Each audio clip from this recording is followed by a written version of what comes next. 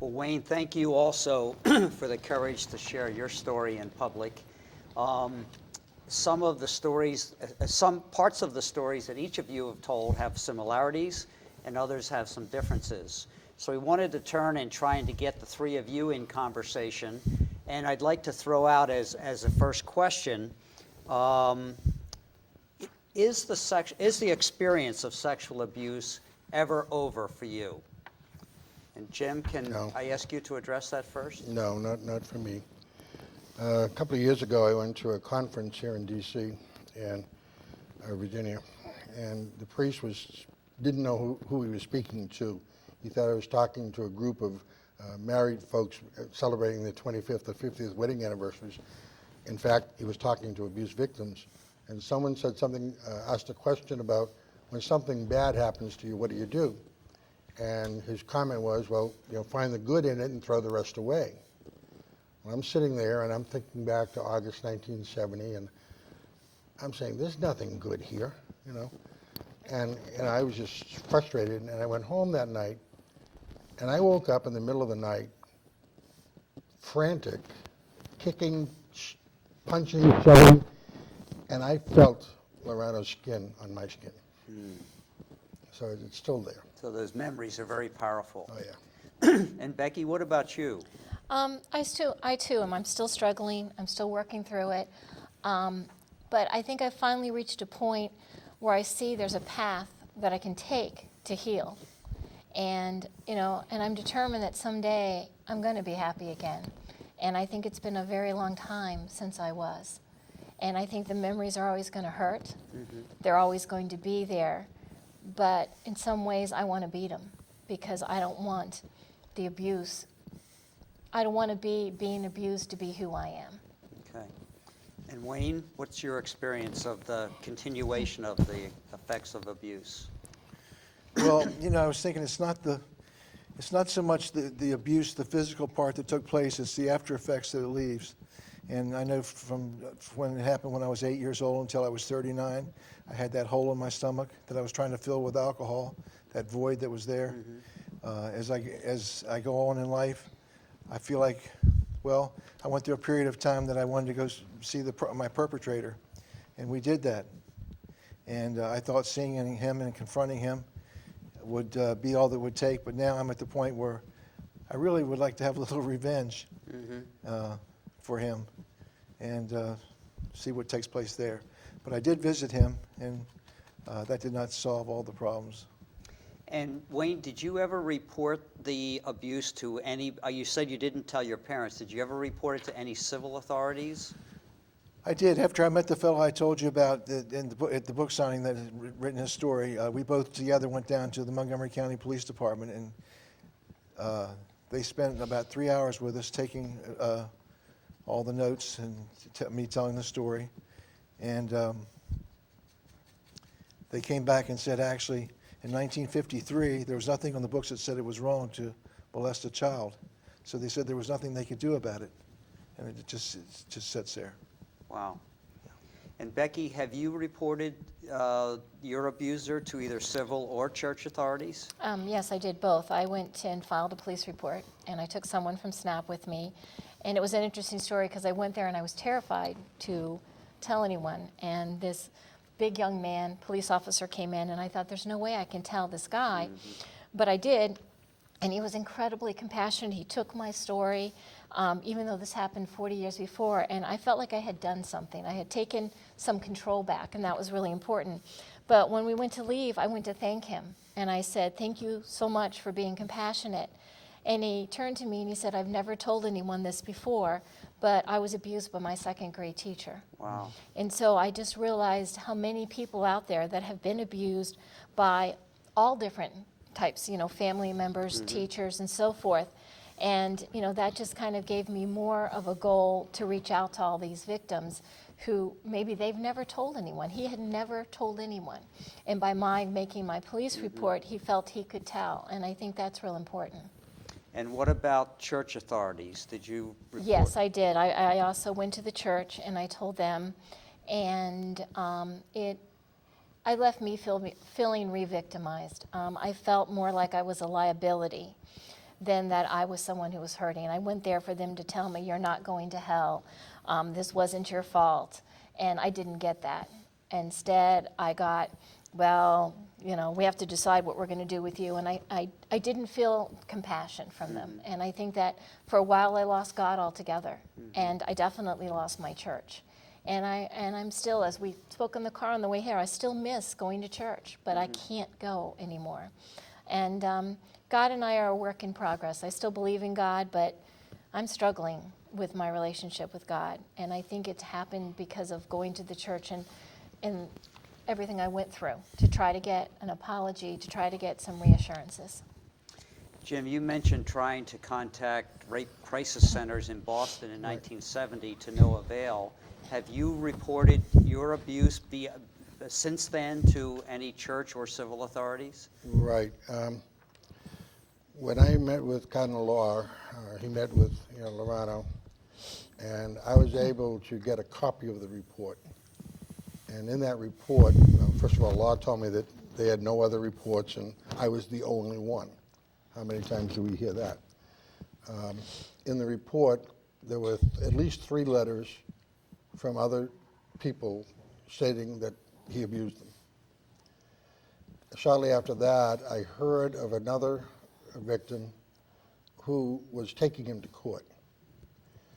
And so I called the local police in Plymouth, Massachusetts, and spoke to them and told them that I was also a victim and told them my history and my story. And we communicated a little bit, but because mine was so far before, and the statutes of limitations typically, had expired, there was nothing that they could really do.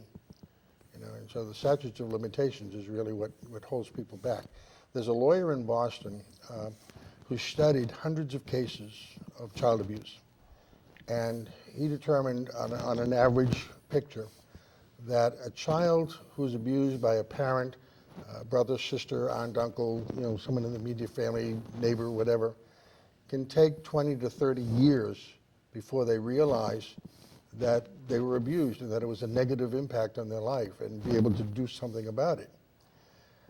If someone is abused by someone in a higher authority, a teacher, priest, minister, rabbi, imam, whatever, fireman, policeman, anyone up there, you can add 10 years to that. So instead of 20 to 30, it's 30 to 40 years for them to be able to work through the trust issues, to be able to recognize that they were abused and that had an impact on them.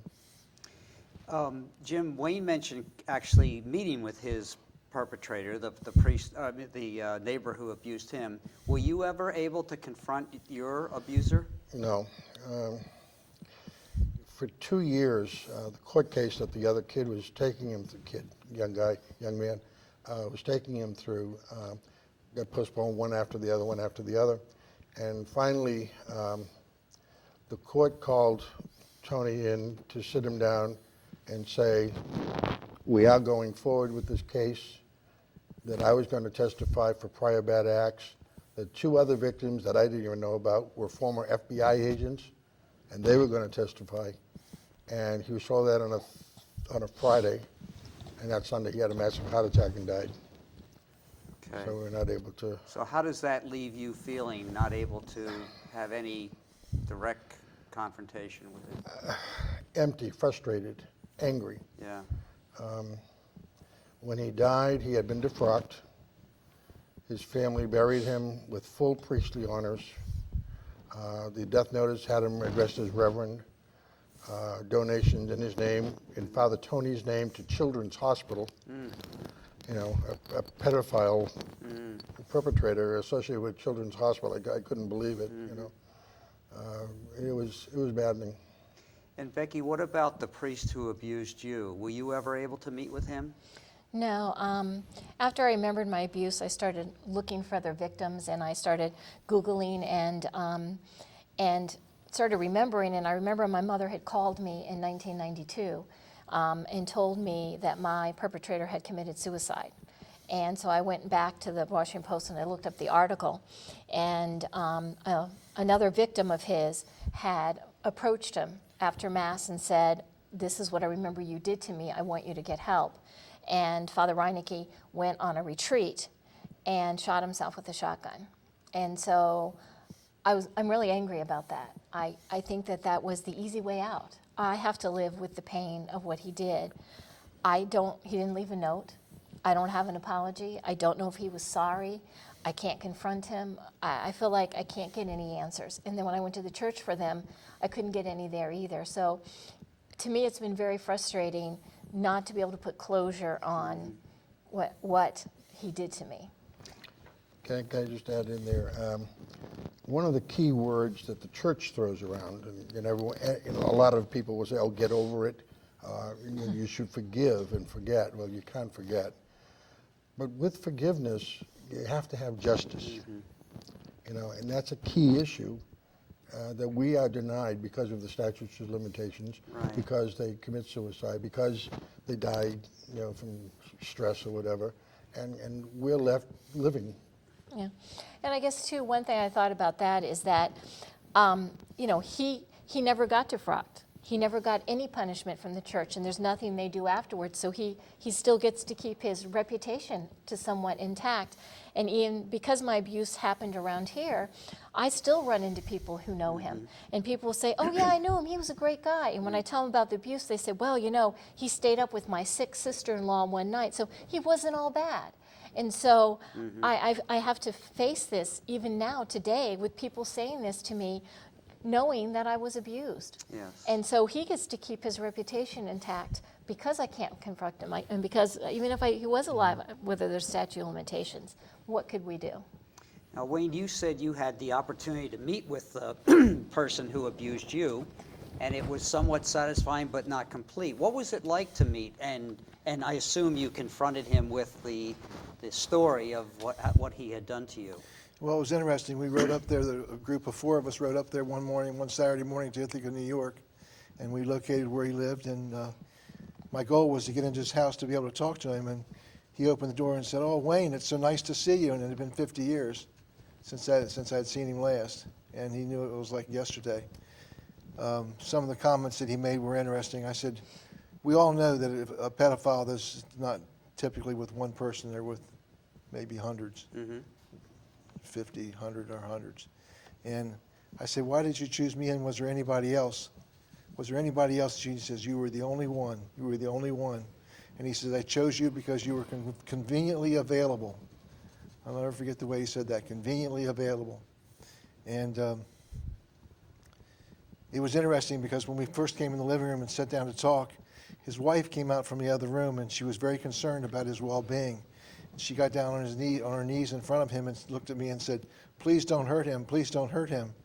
And I said, "I'm not here to hurt him. I'm here to get information." Right. And get some kind of forgiveness. And it went on from there. But the most disturbing thing was he gave us a little information.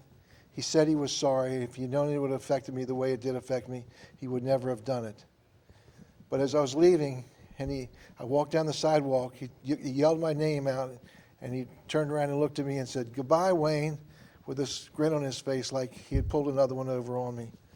And he had done it again. It was just sort of an unsettling, very weird feeling. Yeah. And then from this point, I feel like I need to go back and somehow get the authorities involved. Okay.